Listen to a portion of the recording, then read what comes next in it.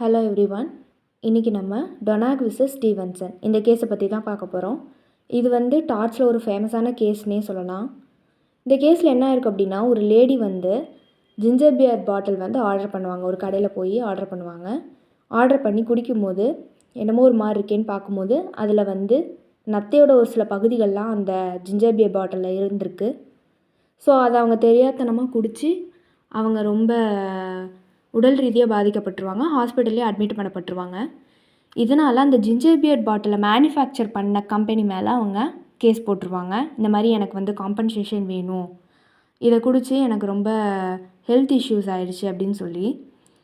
அப்போ அந்த manufacture company இதை பார்க்க வேண்டியது எங்கள் பொறுப்பு இல்லை அப்படின்னு சொல்லுவாங்க.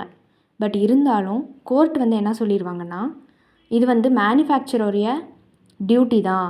அவங்க ஒரு கன்சியூமருக்கு ஒரு பொருளை தராங்க அப்படின்னா தரமான பொருள் தான் தரணும், இதை பார்க்க வேண்டிய கடமை அவங்களுக்கு தான் இருக்குது அப்படின்னு சொல்லி டொனாகுக்கு ஃபேவராக கோர்ட் தீர்ப்பு சொல்லிடுவாங்க. தேங்க்யூ.